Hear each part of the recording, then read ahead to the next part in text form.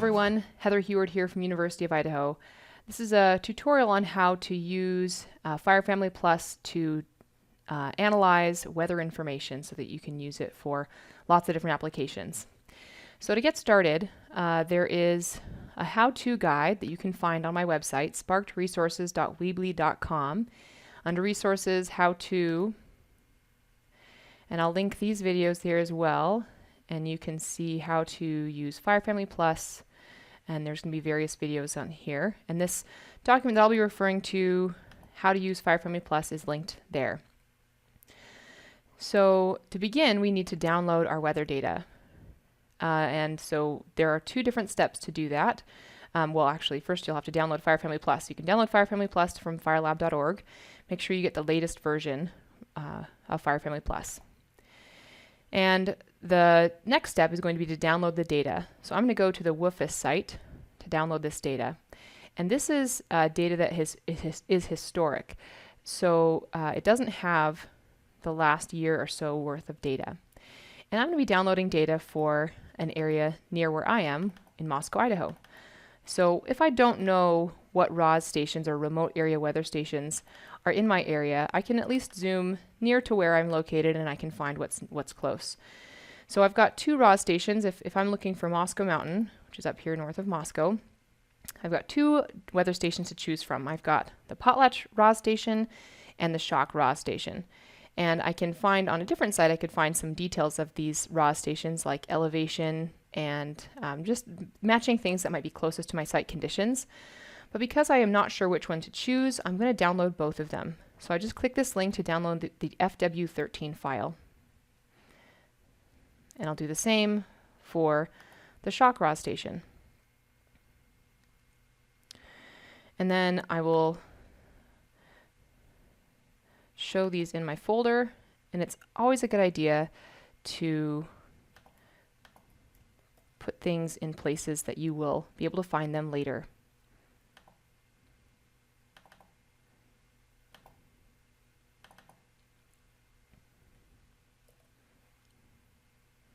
There's my two ROS stations. And just to make sure that I'm consistent here, we've got 06, that's going to be Shock. And I'm going to label this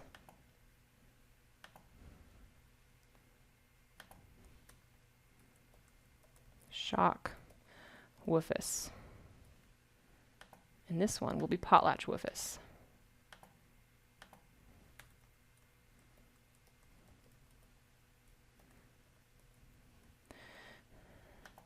I'm doing this extra labeling because I have found myself not knowing what these files are. It's not the best place to be. Next step in our how-to guide is going to be to download the current data. And this you can get from the FamWeb site. All right, from here you're going to go to the FamWeb Data Warehouse and Public Access Reports and Weather Data Extract, Historical, FW13, and you're going to enter your first station ID. So my station ID is for Potlatch 100603. And I'm just going to be doing 1 year's of data since this is the most current, and the historical data that I have has data up to this point, and I want the hourly data. And so I'll show this in folder and copy that out, put it in my folder, and make sure that I relabel it. So 100603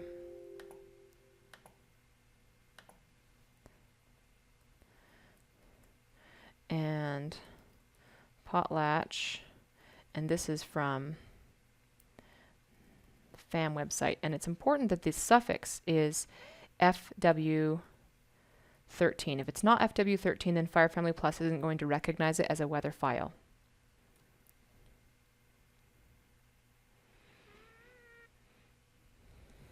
So now we'll do our second ROS station.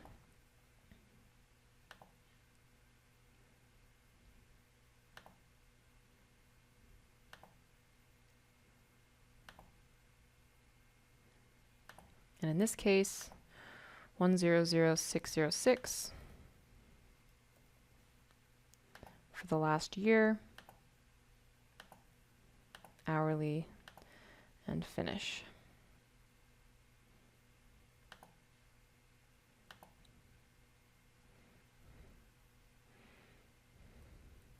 Now, the exact steps that are needed to be taken to download this weather information might change. It's changed certainly several times over the last couple of years.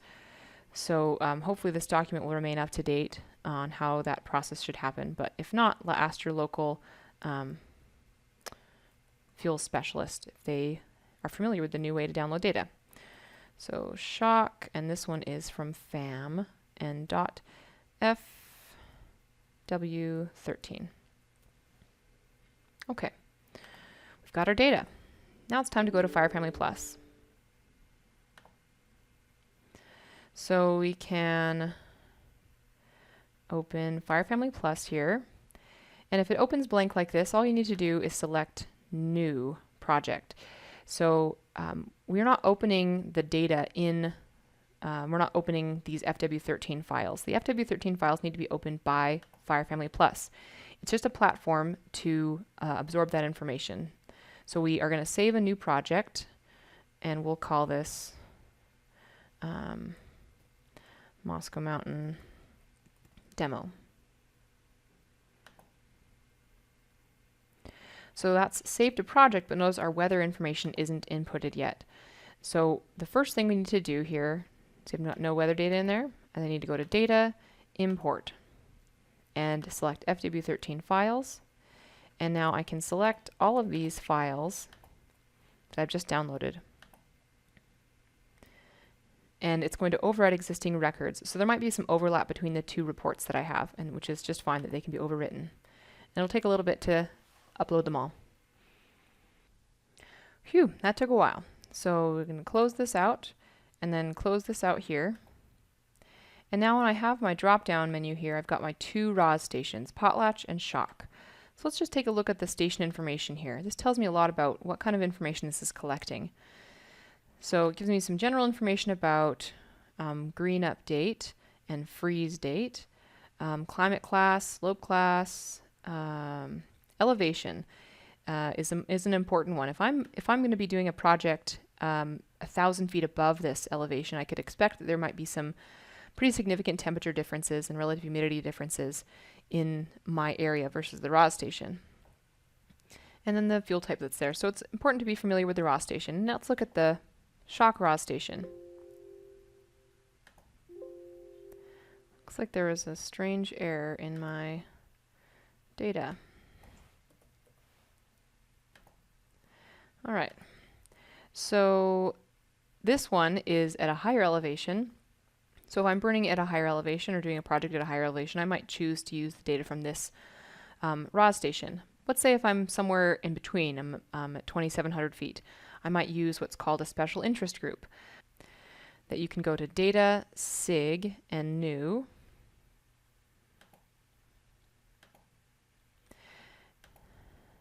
And what we end up doing here is we can create a combo. We can say, well, let's say that I'm doing work on the Flat Creek unit, and I want some of this RAS station and some of this RAS station,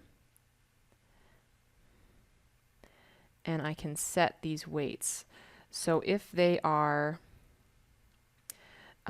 if we feel like it's closer to one than the other, so 1 to 1 would be an equal weighting between the two. If it's a 2 to 1, then there's going to be more preference given to the RAS station with a higher weight in that special interest group. And then when we create our weather figures, it's going to combine the variables between the two so that we can have more of an influence from one RAS station than the other. It's possible to do more than 2 RAS stations. So if you feel like your area is best represented by somewhere in the middle between multiple RAS stations, that's going to help you increase the accuracy of your data as you get, if you're in an area that's not next to a RAS station. So let's look here at our input screen. What are the options that we have to manipulate? So we have our annual filter, which months we want to include. We have our data years and our analysis period day length. Those are all things that we might want to adjust. And in this video, we're not covering fire associations. We're just covering weather summaries. So what series of years should you use? What months should you use? What analysis period day length should you use? These are all questions that you might receive answers from the local unit based on the specifications that they've done for other projects. But in general, when you're thinking about years to include, do you feel like the weather 20 years ago is going to represent your area well? And if you're trying to give an expected weather for the future, then maybe including weather from 20 years ago isn't what you want, because it's not going to be predictive of what we'll have in the future. So maybe a better range of years to go by is a 10-year average. So notice that I'm just doing it for the Shock RAWS station right now. I did create this Flat Creek RAW station, which would merge them, but we'll go with just the Shock RAW station. And I want to have 10 years of data. So again, if I am wanting to create a summary of what is going to happen in the summertime, then would I need to include the averages of what's happened in the winter time. So if winds, for example, maybe my winds over if I want to know what winds I might receive in July, what I want to have included in my average is the winds that I've had in December, and perhaps not. So for now, we're going to keep this through the whole year, though, and we'll do multiple different figures, and we'll compare and see what they look like. And then we'll start with this 1-day analysis period day length, and we'll adjust that as needed. So now let's go to this climatology tool. You can either click this little storm cloud up here, or you can go to weather climatology. Either way brings you to the same place. And here we can click boxes that we want to create reports on. So I'm going to create dry bulb, relative humidity, and burning index for now, those three. And notice I've got mean temperature, min temperature, and max temperature. For my purposes, I always stick with using the main output here, dry bulb and relative humidity, rather than using those maxes. So we'll click Run. So nice big figures. If I double click on one side, it's going to expand it out. And I can click Minimize here to make it a little bit smaller. I can also go to Options or Window and then Tile horizontal or Tile or Vertical. And I can even minimize these and tile again. And that will show these a little bit better. And I double click them to stretch them out. Now these look pretty busy, don't they? So it's pretty hard to interpret. Also, then stretch the way they are isn't awesome. So what I might try and do is a different analysis period day length. So I'm going to close these out, and I'll maximize my reports page again.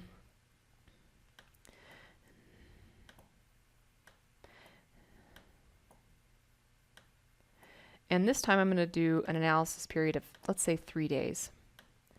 And I can just keep this open, and now I can click Run again.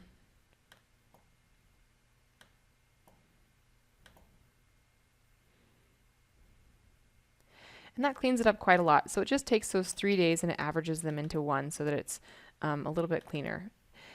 If you are looking for the accuracy of what exactly weather occurred on that day, then averaging might not be what you're looking for. But if you're looking for an overall pattern, then this is what you'd use. So now let's say for dry bulb temperature, I want to know how we're doing this year for temperature. So I'm going to go to Options, Overlays, and I'm going to click New. And I'm going to we'll select 2019, we'll do last year.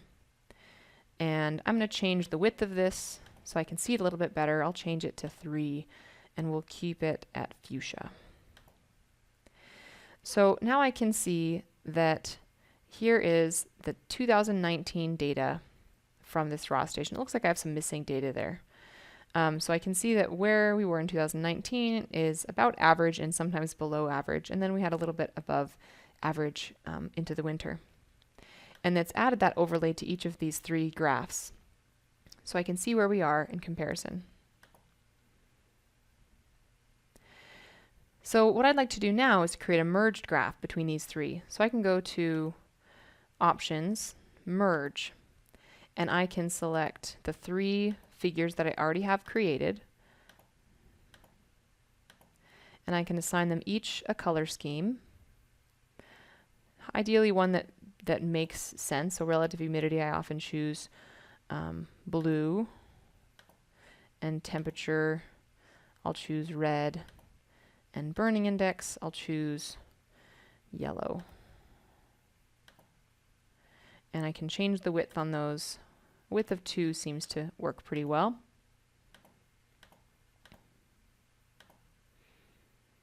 And then I'll scroll down here and I want to click the average, because it's going to take these this 10-year period and it's going to average those values together. I could also just make a merged graph with just one of those years. So now I can see broad scale patterns of how this behaves, of how these 3 variables change over the year. And on my axes here, I have their description. So here's my temperature, here's my BI, here's my relative humidity, but you can see how the patterns emerge. So I can tell for my area that for the last 10 years, there seems to be a decrease in temperature in May, and then an increasing in temperature again. Oh, that's RH, relative humidity. Got to follow my own color schemes here. So we have a short drying period in the spring, and then a wetting period. This is probably when things start to green up. We start to get those spring storms. And what this might indicate to me is that this might be a really good opportunity for spring burning. So notice how there's, we could look at the consistency of this across those years. But if we are seeing a drying period in May and then a wetting period after that, that might be a good opportunity to get some of those spring burns in. And then also over here, I can kind of see where my my wildfire season transitions into a prescribed fire season as temperatures start to decrease and relative humidity start to increase. So what I like to do when I have an image created is I like to adjust the size where I have it, and then I use a snipping tool and I create a screen capture of that image.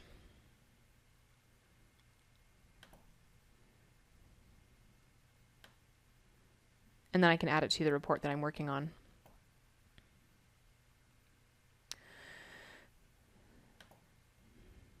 So once I've completed that, I can close this out.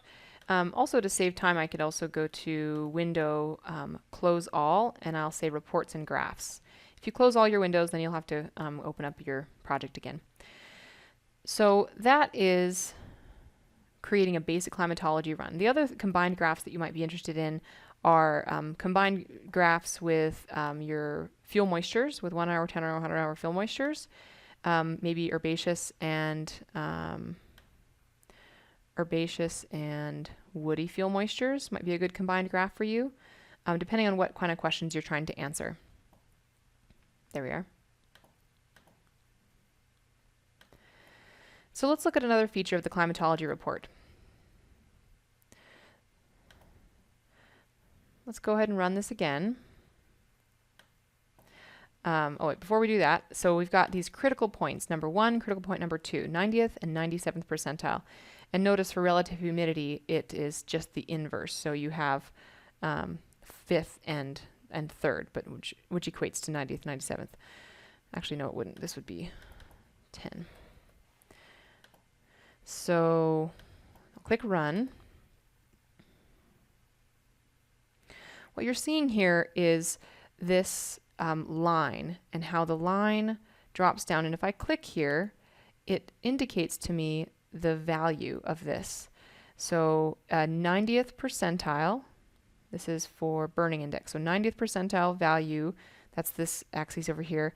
And at the 90th percentile, the value for burning index is 47. And at the 97th percentile here, close, there we are, the value for burning index is 54. And that'll become important when we want to know, when we want to model, let's say, for what the 97th percentile conditions are for an area. Then you would set those critical points to those levels that you're looking for, and then you would create these graphs and you would click around and you would identify what conditions were at that place. So at the 97th percentile for relative humidity, the value here is 16. And at the 90th percentile for relative humidity, the value is 21. Now let's look at some precipitation information. I'm going to change my analysis period day length back to 1 day. And I'm going to go to the climatology report, and this time I'll check precipitation amount and precipitation duration. I get some pretty crazy looking graphs. So I'll stretch these out a little bit so I can see them better. And then I'm going to change my options here to graph type statistical bars. So what I'm seeing here, I've got my overlays on too. Let's turn those off.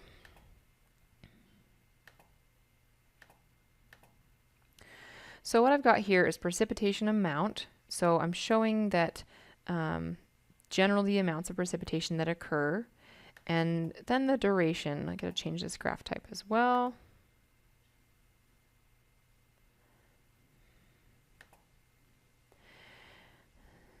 And so I can see that in the middle of the summer, the duration of the precipitation is significantly lower. And then the precipitation amount, it looks like we have some spring storms in here that give us a significant amount of precipitation, and then we have generally less precipitation in the summertime.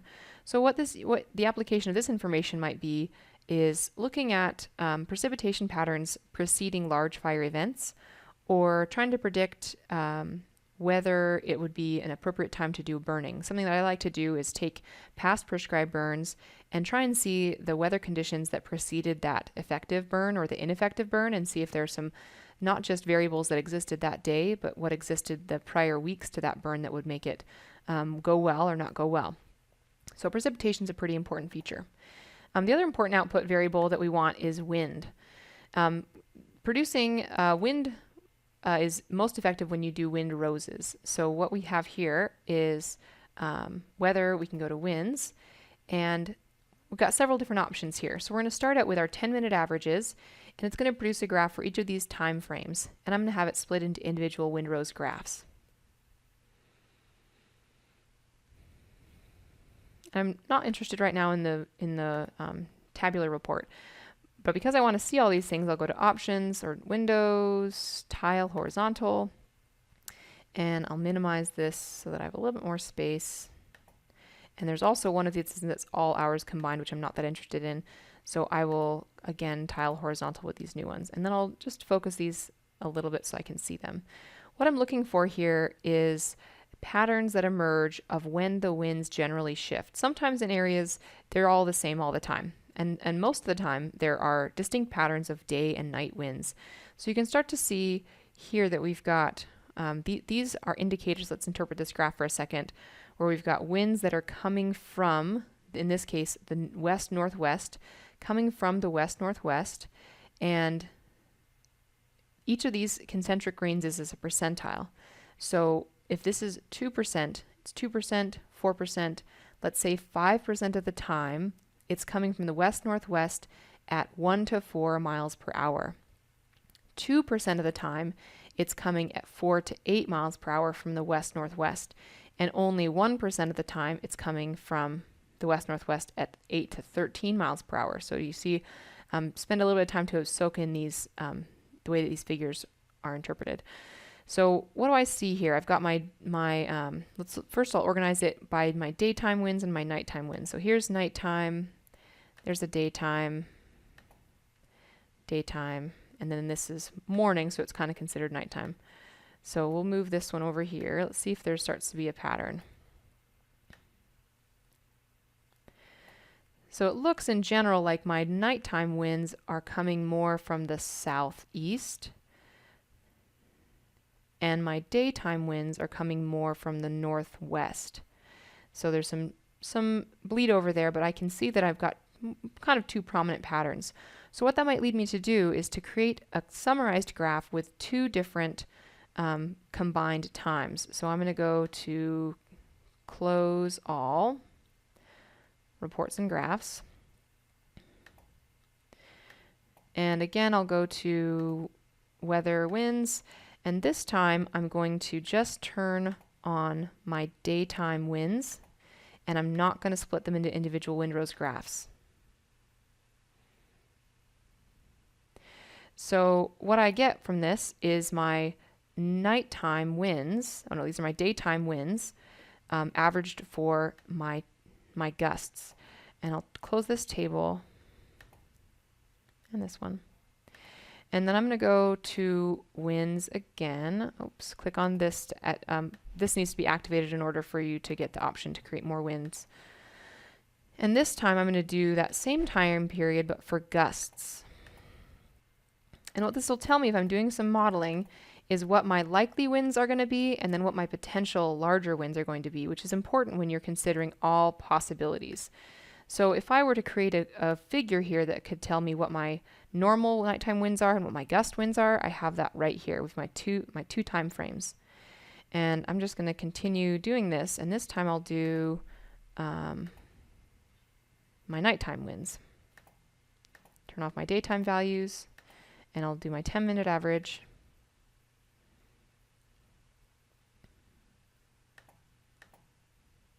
And here are my nighttime values. Notice the distinct change in direction. And then my daytime values for gusts. So now with these graphs, I have a pretty good story about what the weather is going to do, so that when I am doing some modeling, I can make some good inputs based on some data for my area.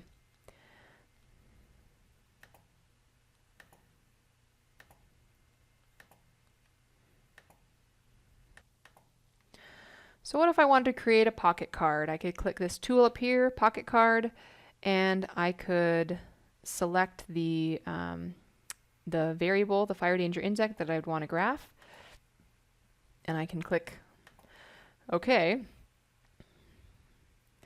and get a really bare bones pocket card. All this is really showing me is where burning index lies as far as the percentile. Ideally, a pocket card would have more manipulation done to it, where you'd add notable fires for the area to see under what burning index notable things have happened. But if all you're looking for is a simple way to show conditions in your area, then you can quickly create a pocket card that way. So let's say you're looking for the weather conditions that existed on a particular day. Let's say there was a large fire growth day and you wanted to understand what the weather was on that day so that you could model potential fire behavior under those same weather conditions.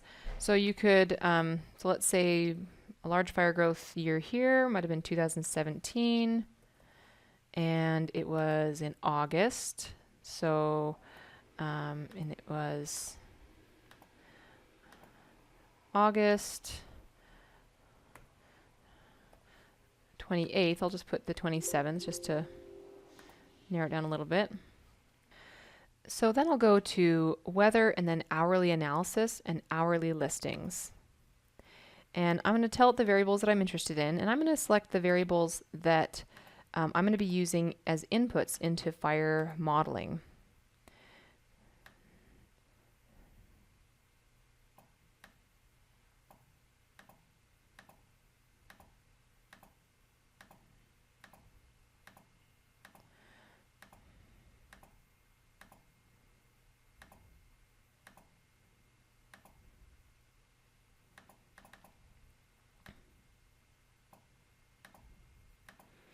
So here are the inputs that I'm likely to be asked for in fire modeling, and I'm going to select OK. So for this period that I've selected, it pulls all this information. And what I'm going to be deciding here is which set of information I might want. And I don't need to select one necessarily.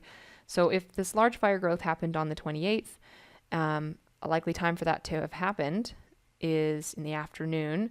So I'm looking at my variables here, and it looks like we have a peak temperature at 1600 and a low relative humidity of 19. So it looks like 1600 is the time that I'm going to be looking for. So I would collect this information and might record it in a table, and that's going to help inform, here's my fuel moistures, and that'll help inform the inputs that I use in fire modeling. So that is the basics of Fire Family Plus. It's a super powerful tool, really interesting to explore this weather data.